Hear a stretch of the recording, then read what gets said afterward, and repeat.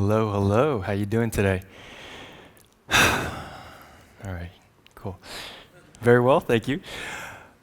All right, as Sue said, my name is Brian, and yes, I am a consultant. In fact, I am a creativity consultant.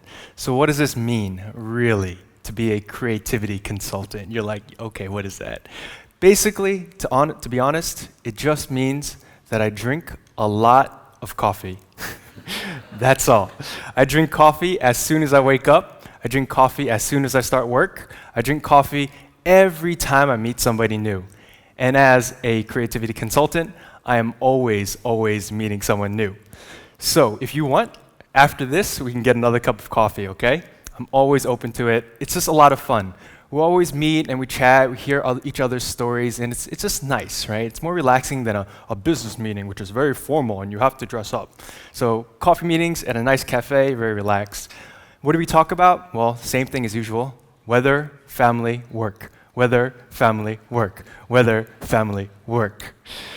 Weather, oh, it's beautiful in Shanghai today, or it's awful in Shanghai. It's always the same, right? Family, oh, where are you from? Oh, I was born in New York, raised in New Jersey. My parents from Hong Kong, and my grandparents from Guangdong, Guangxi, right? So I look like this, but I sound like this. And then work, well, it's always the same too. What do you do? I'm a creativity consultant. I do this, I do that. And they're like, oh, okay, very nice. So I want to tell you about a time where I had a coffee meeting that was actually very different than the weather, family, work. And it was with a woman named June. I didn't know who she was. She was just a friend of a friend. And I had no idea why we were meeting, what her background was, what she did. But I'm a consultant. We have coffee meetings. This is normal. And so I invited her out to a coffee shop in Shanghai at a little Spanish coffee shop in the morning.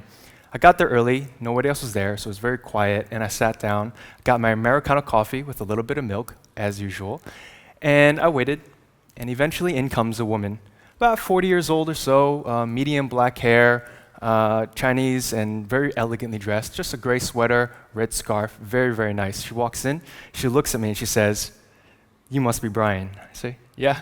"You must be June." She says, "Yeah. Let me get my coffee, and I'll be back." She goes and gets her coffee, comes back, and I'm thinking, okay, so far, so good, very normal. Next thing we're going to talk about is weather, family, and work. Got it, easy, right? But she comes back, she sits down next to me, and she looks me in the eye, and she says, "Brian, tell me about yourself. Where do you want to go in the next 10 years? Why do you want to go there? And how are you going to get there?" I was shocked. The weather is so beautiful. I don't think that would be the appropriate answer. But I was shocked, not because I wasn't prepared to answer these questions, but because I really was excited to answer it. But very rarely does anybody ask you such big questions so quickly, so directly, but from a complete stranger, right? So I was like, okay, all right, I know this answer, I know these answers, I do this all the time, so I'm very happy to share my answer with you. And so I said, yes, my name is Brian. I'm the creativity consultant, founder and CEO of Let's Make Great. We're a creativity consultancy focusing on the next 100 years of innovation. A lot of people say that China is a world's factory, and I just hate this idea. So my company, we're going to do whatever it takes to change this idea, to turn China into a creative wonderland where ideas are happening here. This is what I want to do, and this is what I'm focused on. So I'm going to do whatever it takes to make this happen. This is my dream, the next 100 years of innovation in China. And she said, okay, let's talk. And it turned out to be a good thing because she turned out to be a potential client. Like I said, I didn't know who she was, but she turned out to be a potential client. And not just any potential client, but a huge potential client, one that had the power to turn our dreams into reality. And I was so relieved that I was able to answer like that. And this is what I want to talk about. Having a dream for the future and expressing it confidently, concisely, and clearly. So how many of you could answer those three questions as quickly, as confidently, and as concisely? If you're like me, 10 years ago, you wouldn't be able to. I wasn't able to. 10 years ago, I was just graduating college. 10 years ago, I finished my business degree in University of Maryland, and I didn't know what to do next. I was lost, I was confused, and honestly, I was really, really scared. It was a difficult time because I didn't know what to do. I said, business, what does that mean, right? So I went online and I found a job, and thankfully I found a job that was okay. It was a big company, but thankfully the boss was really, really good. So I learned some things, but after a couple years I got bored. So what did I do? I moved on, and I came to China. I came to China to teach English. It wasn't anything exciting. Again, I was still lost. I was still confused. I was still scared.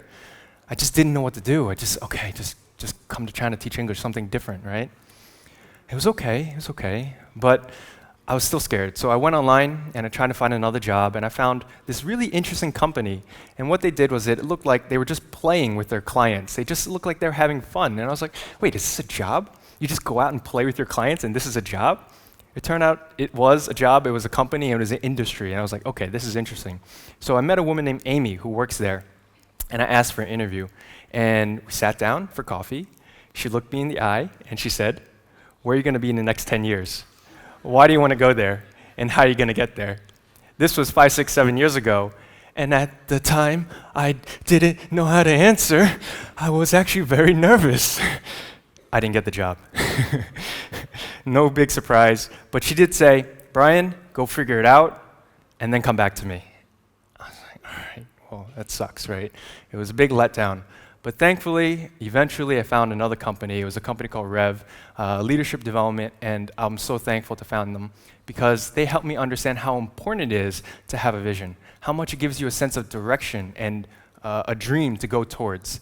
And so this company helped me a lot. I worked there for another couple years, and it was fantastic. And I started to think about my future. But honestly, to think about the future, you have to think about the past. And so I looked at my past decisions in 2005 and 2007, and I said, why did I do them? Why did I study business? Why did I come to China? It actually wasn't to teach English. It wasn't, I'm sorry. So the real reason was that, as I said earlier, everyone was saying that China was the world's factory, and I hated this idea in 2007 and still now. So I said, how do I change this? What can I do to change this? I need to change this. I want to be here not to teach English, but to inspire others to express their creativity and find their ideas inside of them. This is what I want to do. And so I started to think, okay, this could be a vision, and this could be my dream. So I started telling everybody. I said, hey, guess what I want to do? I want to help people become creative. I'm going to help companies to become more innovative. And he said, okay. And eventually, I left Rev to start my own company called Let's Make Great in 2013, which is what I'm doing right now. And I just started telling people about my vision for the next 100 years of innovation for China and in China. And they started responding. They said, wow, that's really nice. That's really interesting. Some of them said, let's become partners, and we did. Others said, I have a project that you'll really be interested in. So they gave me some work, and they became my client. And then others just became friends, and we're all going in the same direction towards this future where China is becoming an increasingly more innovative and creative country. And so this was a huge revelation.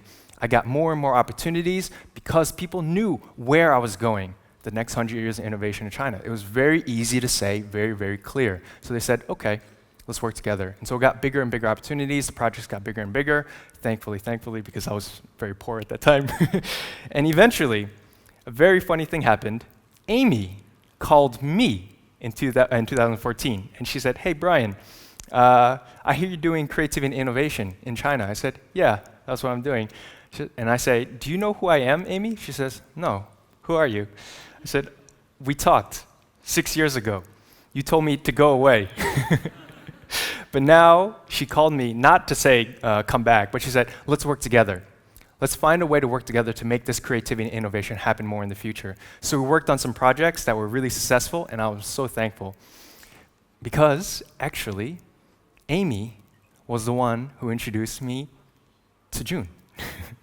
And as I said, June was the one who gave me a huge opportunity, and we're working together now in in 2015 working at their university. So June is the dean of a university in Shanghai, a very cool university where they're pushing technology and innovation. And so that's what I'm doing there. I'm helping teach these young students, 18, 19 years old, to think about the future. Because 10 years ago, I didn't think about my future, and I was lost, and I was confused, and I was scared, and I just drifted from job to job, kind of not thinking what the next step was. It's okay.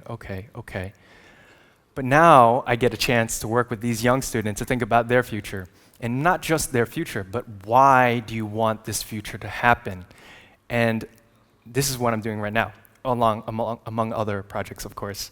So how did this happen? Well, it only started to happen once I defined my vision for the future, next 100 years of innovation in China. And I'm so thankful that it started to happen. Because really, when we think about our future, we think it's going to be a straight line. You're like, all right, I know what's going to happen. Very, very easy, right? But this is not real. This is our imagination. This is what we expect. But in reality, this doesn't happen, does it? It's never so clear. It's never so direct. So this is a problem. What does it really look like? It looks something like this. Very, very unclear. How does this all connect? Does it connect at all? Am I doing anything that makes sense right now? When you're young, it's kind of hard to see that far out, right? But it requires a vision.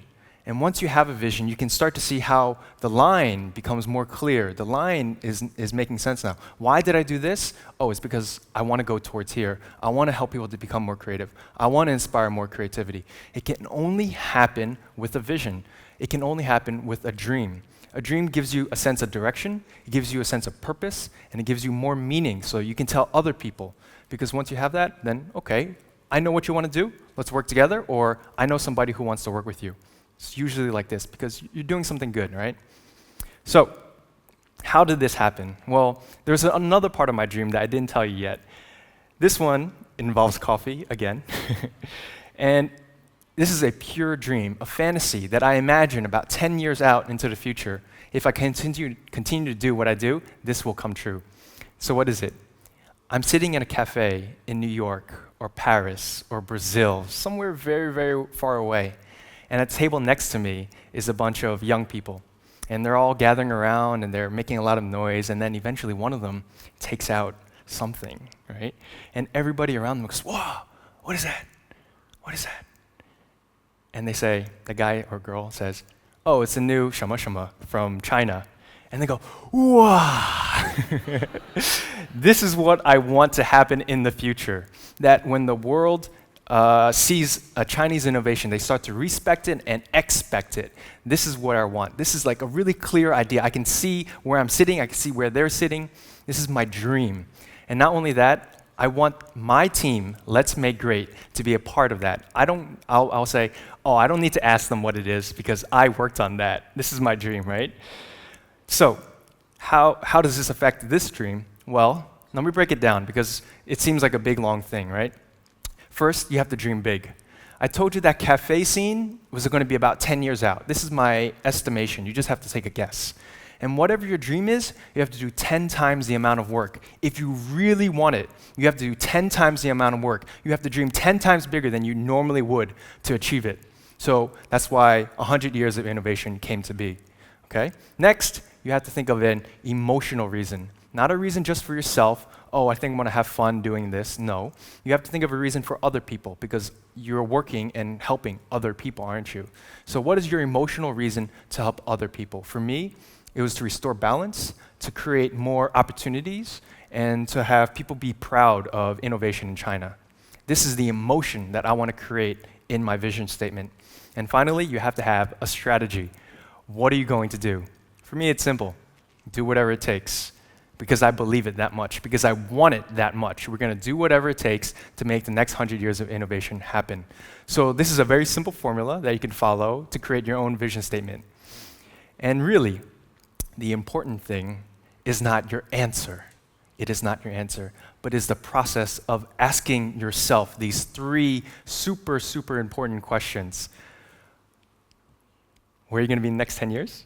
Why do you want to go there? And how are you going to get there? Because one day, somebody might come up to you and have the opportunity or give you the opportunity to make your dreams come true. And if you are stuttering or not confident, I want to be a fashion designer or whatever it is, they're not going to give you that chance. So you have to prepare your statement. You have to practice. I went to so many networking meetings and I told the world what my dream was. And again, I got to tell all of you today too, right? So one day when you're getting coffee with me, I'm going to be asking you these 3 questions. Where are you going to be in the next 10 years? Why do you want to go there? And how are you going to do it? Thank you very much.